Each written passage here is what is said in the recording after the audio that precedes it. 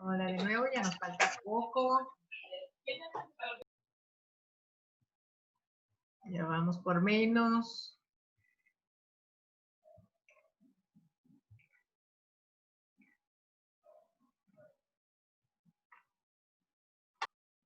Un poco más de esfuerzo para mantener nuestra atención en estos de los signos de puntuación. Hay algunos que son sencillos y otros que a veces se nos complican.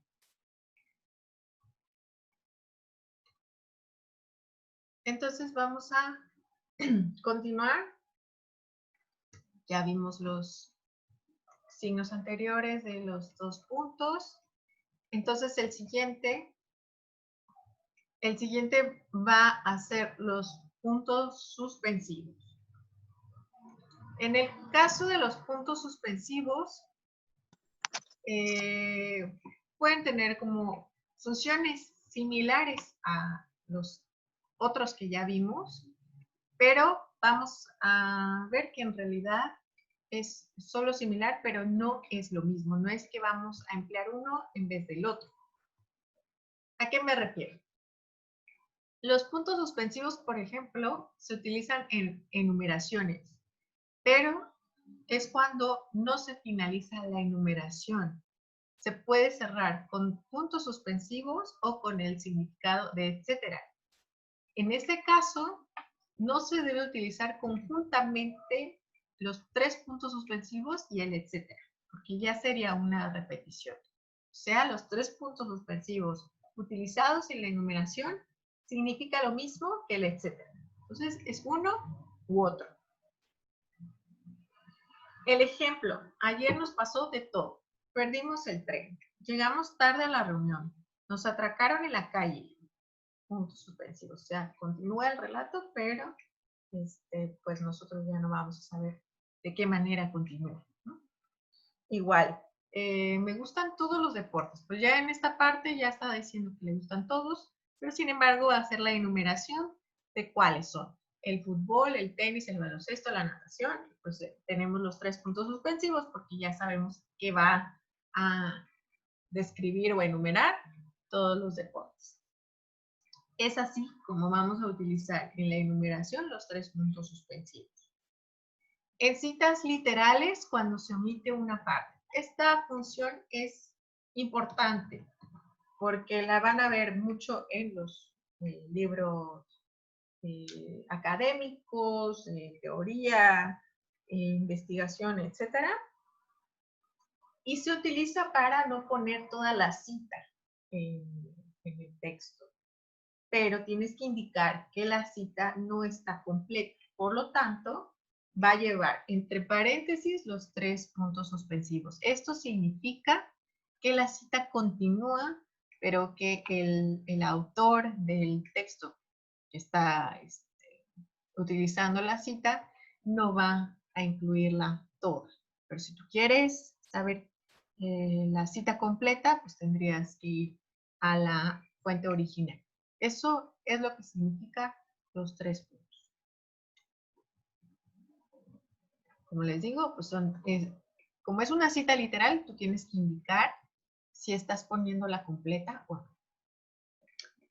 Las narraciones, ideas, relatos, etcétera, que se dejan sin finalizar. Bueno, en mi caso más concreto de textos recreativos, que son como los cuentos, las novelas, pues es una característica que se puede emplear como para dar suspenso al relato, ponerle los 3 puntos suspensivos. Vemos entonces que dice, volviendo de Santander, conocí en el tren a una chica encantadora. Estuvimos hablando un largo rato y entre nosotros fue surgiendo un sentimiento de amistad. 3 puntos suspensivos. Ahí se podría continuar el relato, pero ya no lo va a hacer. Es una idea sin finalizar. Como les digo, pues es algo común en los textos recreativos, cuento, novela, etc. Eso en cuanto a los 3 puntos. Ahora pasamos a las comillas, que ya las he estado mencionando, y sus utilidades o funciones principales son las citas textuales, para precisamente indicar cuándo comienza una cita y cuándo termina. Son palabras textuales.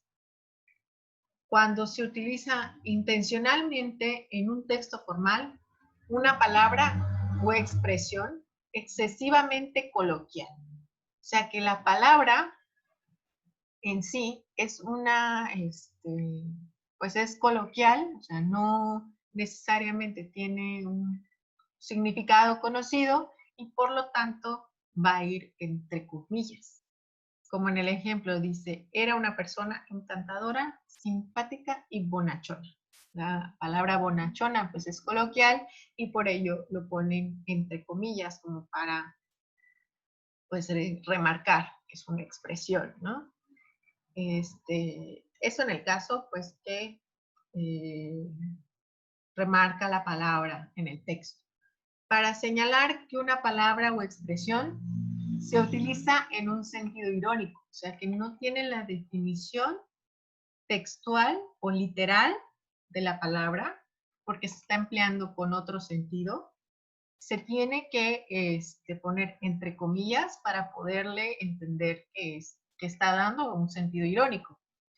El presidente demostró su gran conocimiento de la empresa al no ser capaz de responder a ninguna de las preguntas que le formularon. Entonces, aquí vemos que el gran conocimiento, pues es un sentido irónico, el presidente no sabía nada, y de esa manera nosotros podemos entender que se está hablando con ese tono.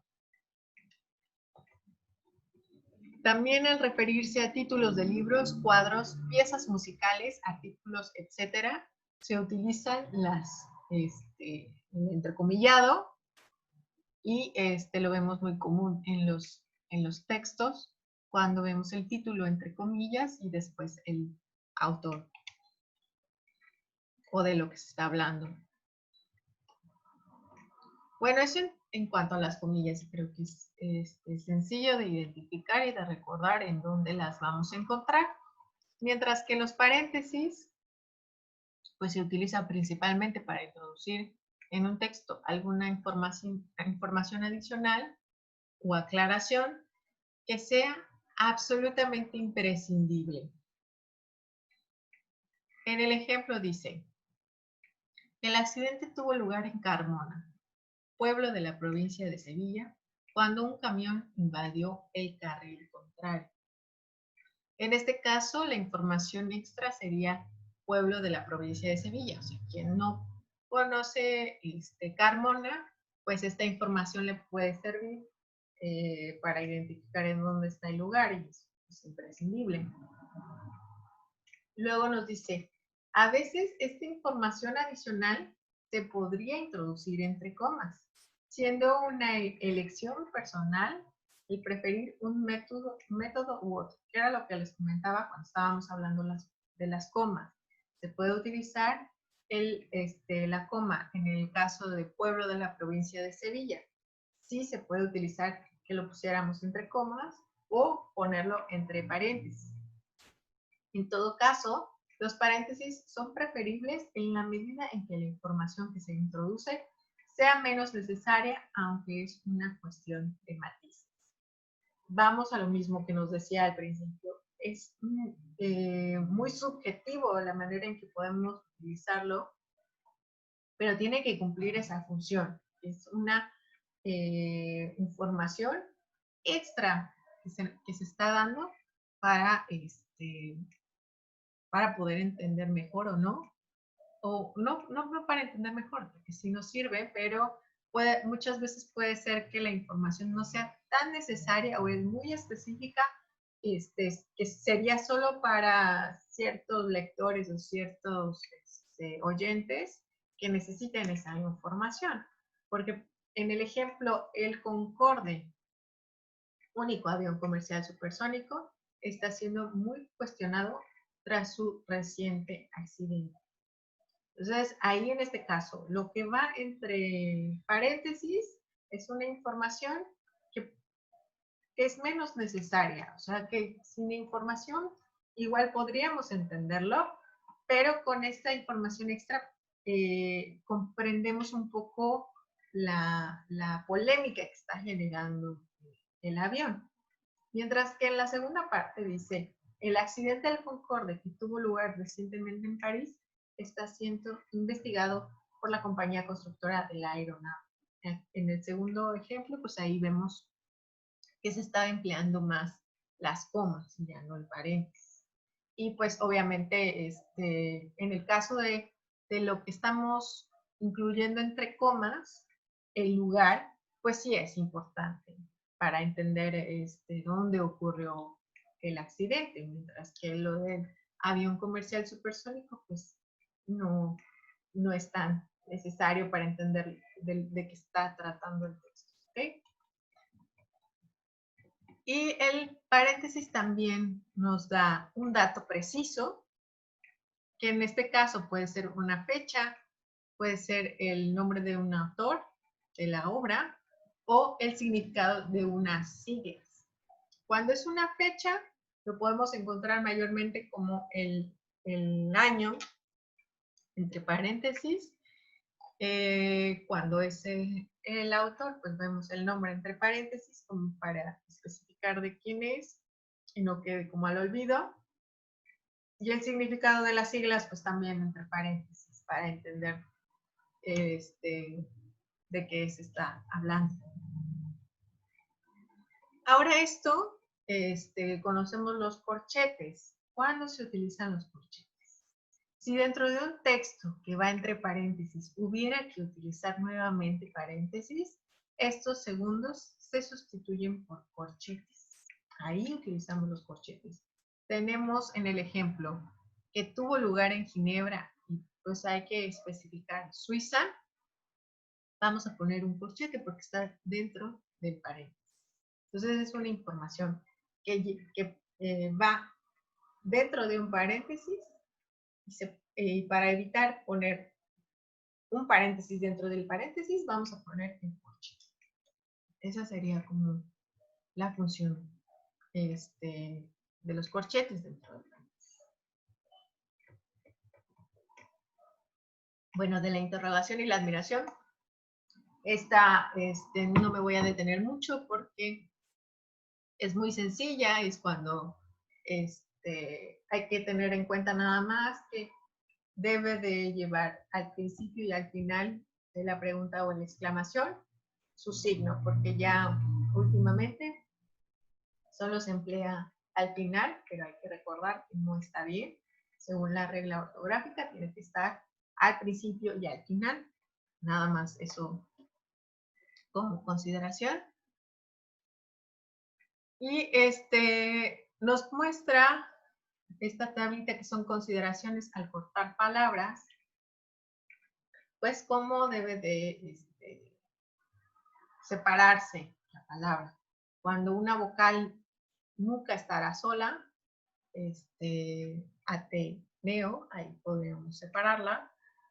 En el caso de la doble L, doble R y la H, nunca se separan, mientras que cuando son dos C como acción, sí se separan. Acción. Así se separa la palabra. Y las palabras que son monosílabos, siglas y abreviaturas, tampoco se separan, no se corta la palabra, va junta en una sola sílaba.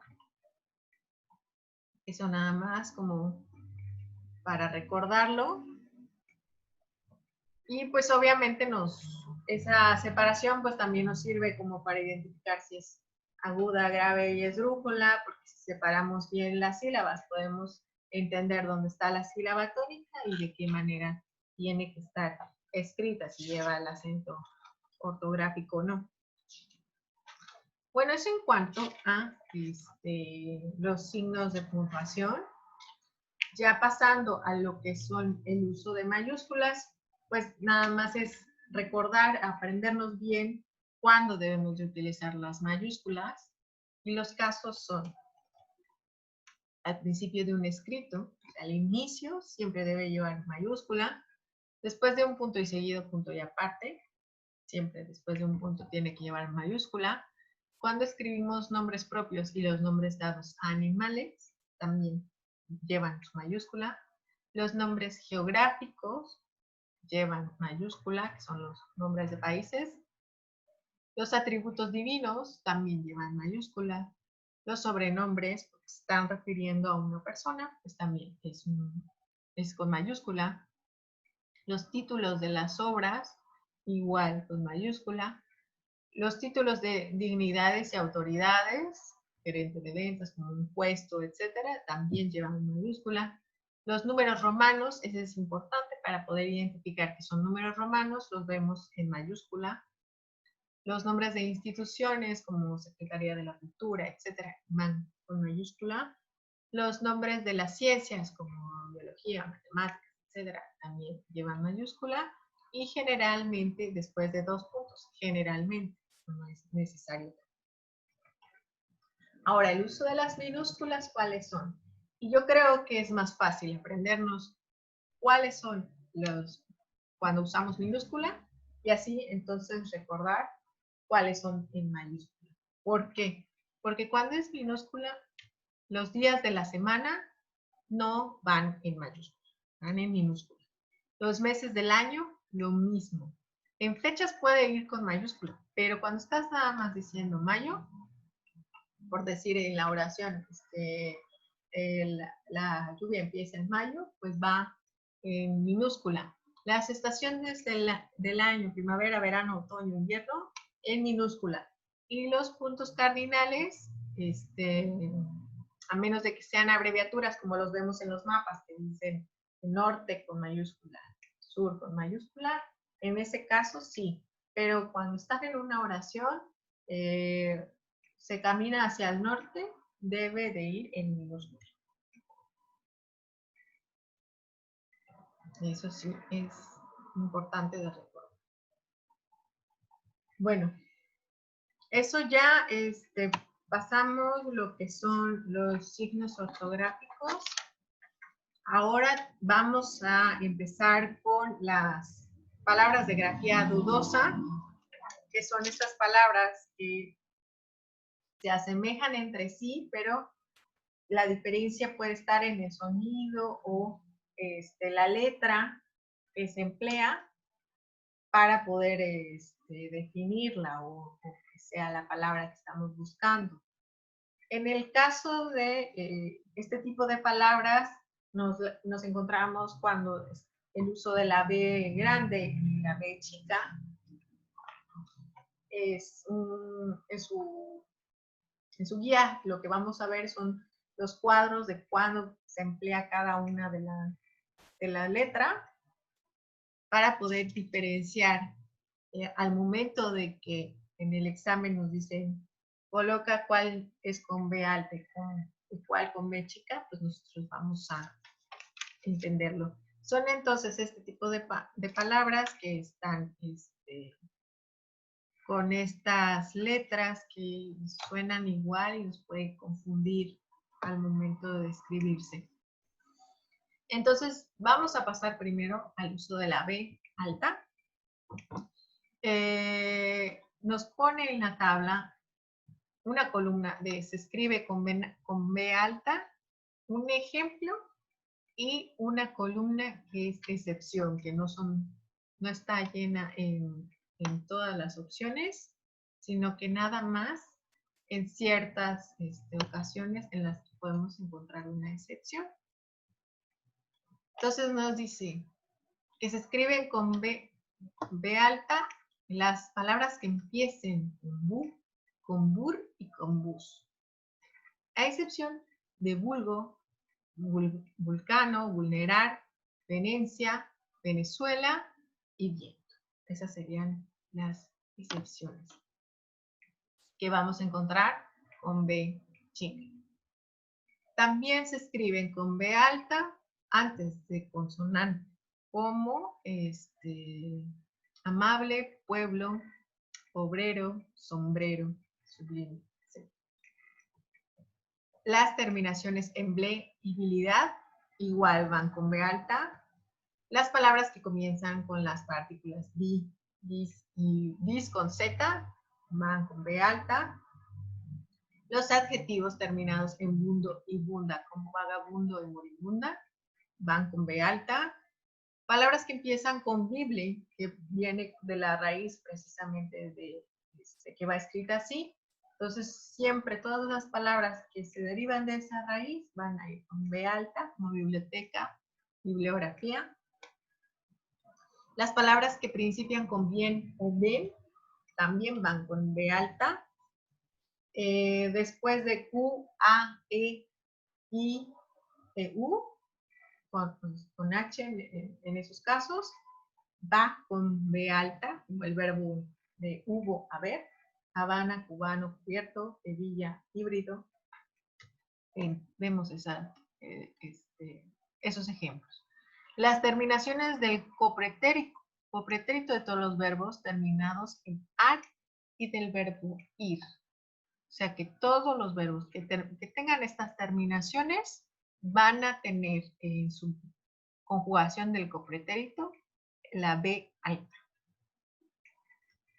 Las formas verbales derivados del infinitivo terminados en haber, ver, vir y buir también van con B alta. Entonces, como haber, caber, etc. A excepción de los verbos como precaver, mover, hervir, servir, vivir. Pero pues esos son las únicas excepciones. En casos así, pues es bueno aprenderse las excepciones para entender que las demás van con B alta. Las palabras terminadas en el sonido B, como club, Jacob y Job, pues van con B alta. Después de una M, esa también es muy importante. Después de una M, siempre va una B alta.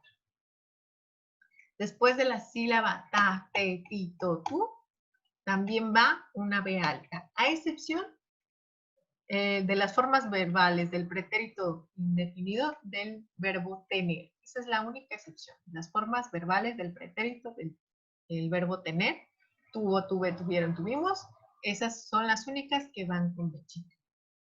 Las palabras que comienzan con los prefijos sub, ab, o, todas van con B alta. Subterráneo, aborigen, etc. Ahora el uso de la B chica.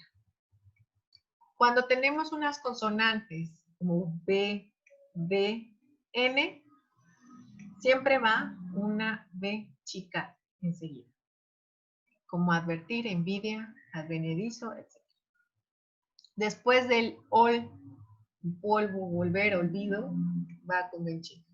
La palabra que comienzan con Eva, Eve, Evi y Evo, lo mismo, con B chica. Dice y Villa, igual, con B chica. Tiene que comenzar para que entonces la regla se cumpla. En las palabras que comienzan con equip y cla, lo mismo, con B chica. En las palabras que comienzan con vivi, viva, vive, como vivienda, etc. La única excepción sería el biberón. Esa es la única palabra que no va a estar escrita con B chica. Después de las sílabas pre, pri y pro, como preventivo, privilegio, prevenir, es con B chica, a excepción de probar y todos sus derivados. Probando, probó, etc. Esa sería la única excepción. Los nombres y adjetivos terminados en ava, ave, evo, ivo e iva. A excepción, la única excepción es la palabra árabe y todos sus derivados. Arábico, árabes, etc. Esa sería la única que va con B alta. Las terminaciones vira, viró, bora, boro, igual va con B chica. Después de la sílaba ya, ye, yo, yu, que serían con doble L, también va escrito con B chica. El pretérito, modo indicativo, va escrito con B chica. El pretérito de modo subjuntivo está escrito con B chica. El futuro del modo subjuntivo también con B chica. Y el presente indicativo de voy, vas, va, van, también con B chica. El presente del subjuntivo va con B chica y no hay ninguna excepción. Eso en cuanto a las palabras con uso de B alta y B chica. El uso de la S, que nos puede confundir con las palabras que están escritas con C y las palabras que están escritas con C. Entonces, ¿cuándo van con S? Cuando las palabras están terminadas en ísimo, ísima, siempre van escritas con S. Cuando terminan en oso, igual con S. Las palabras que empiezan con tras y es, igual con S, no es con Z. Las voces inseparables que empiezan con des y dis, como disminuir, destruir, lo mismo, es con S. Cuando los vocablos terminan en ismo, sin acento, igual va con S. Cuando las palabras que terminan en sura, también van con S. Los adjetivos que terminan en sibo y siba van con S. Y las palabras que terminen en sis van con S, a excepción de piscis, glacis y colapsis. Esas serían colapsis. Esas serían las excepciones en cuanto al uso de la S. Cuando se usa la C, bueno, de los sustantivos cuyos participios terminan en to, como composición del sustantivo compuesto, exposición del sustantivo expuesto y bendición del sustantivo bendito. Todos terminan en to. Entonces, el participio termina en to, entonces cuando hacemos el sustantivo va a estar con la C. Los plurales que terminan en Z, lo mismo que habíamos visto anteriormente, cuando termina la palabra en Z, el plural tiene que ir con C. La palabra con sonido fuerte cuando va antes de la vocal A o U y procede a consonante. Como pacto, corriente, va con C. Las palabras terminadas en unción también van con C. Vocablos terminados en cial y cioso también va con C. De hecho, en la palabra aquí está mal escrita, pretencioso. Okay. La palabra esdrújula que termina en ice también va con C. Los sustantivos terminados en ciencia y ciencia también va con C. Y los vocablos terminados en ícito también van con C. Ahora la Z. ¿Cuándo utilizamos la Z? Cuando los adjetivos terminados en as y os, como capaz y atroz, llevan Z y no S. La mayor parte de las palabras terminan en ansa, a excepción de gansa y cansa. Es el verbo de cansar. Las palabras que son aumentativos o expresan la idea de golpe, si terminan en aso, asa, esa, isa, iso. Como mestizo, antojadizo, agudeza, pelmazo. Allí llevan Z. La terminación asgo, noviazgo, hallazgo, también lleva Z. Terminaciones es y esa llevan Z. Terminaciones suelo y suela son terminaciones que terminen, no la palabra suelo o la palabra suela, es con Z. Mientras que la excepción es mocosuelo. O sea, sería la única palabra que ustedes le encuentren con S. El sufijo es de los patronímicos, que son los apellidos. En el caso de Hernández y López llevan Z. Los sustantivos femeninos que terminan en son también llevan Z.